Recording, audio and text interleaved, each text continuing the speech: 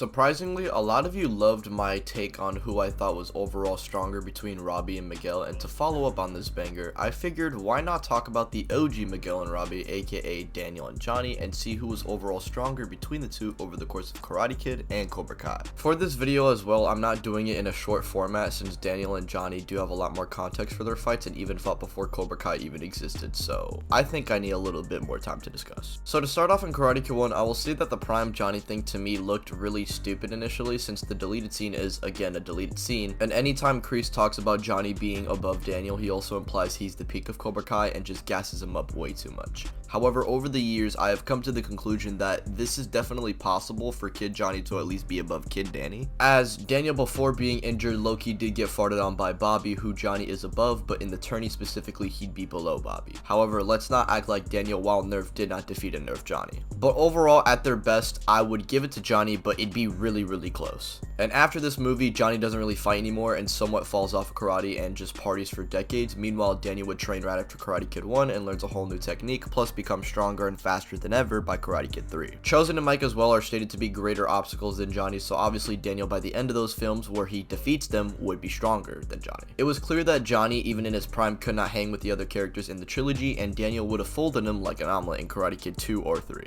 We fast forward to Cobra Kai with Johnny getting back in the mix, plus teaching Miguel his own style of karate, which is combined with what he learned from Kreese plus his post-Daniel fight. This is important because this Johnny is just simply not the same Karate Kid 1 Johnny, as his style now is an improved version of what he had. Johnny and Daniel were going to fight in season 1, but honestly we have no way to really gauge their strength. I'd assume though that they'd be evenly matched since that is what's shown in season 2. Then in season 3 we see a more unhinged Johnny and Daniel being able to scrap with each other, though you might be able to make a case by the end of season 3 Johnny being stronger, since he does way better against Kreese than Daniel does. However, Daniel with pressure points also negs Kreese better than Johnny does, and Johnny who's scrapping with Daniel is also just not in a good condition both mentally and physically. But then there's the whole thing of Kreese potentially holding back on Johnny, which explains why he would do worse against Johnny than he does against Daniel. And then season 4 would go on to show more proof of their relativity, as we see both fighters learn the opposing style and decide to fight one another, leading into Johnny and Daniel both knocking each other out. Season 4 also happens literally right after season 3, so the established scaling is still there. It's really weird to gauge how strong they are in season 3, especially with the context of season 4, but I think it is safer to say that they are just probably evenly matched. So Johnny in Karate Kid 1 was stronger, Kid Daniel then surpasses him, then both drop karate, then they both get back into the mix, and since then they have been trying to surpass the other, but they simply can't because they're dead even. However, I believe Cobra Kai season 5 changes that, as we see in season 5 Chozen doing better against a stronger Silver and being implied to be just consistently above Daniel, and Johnny does better against the senseis than Chozen himself. However, this wouldn't apply to when they could have fought, which was when Daniel was picking a fight with him early on in the season, and by that point it's just an easy W for Johnny because Daniel is drunk and has no resolve by this point. So regardless, in the end Johnny would actually score the dub in season 5. So Johnny would score 2 Ws, one in KK1 and then one in season 5. Danny would score 2 Ws as well, that being in KK2 and KK3, and then seasons 1 through 4 of Cobra, they are just dead even, with season 3 Daniel and season 3 Johnny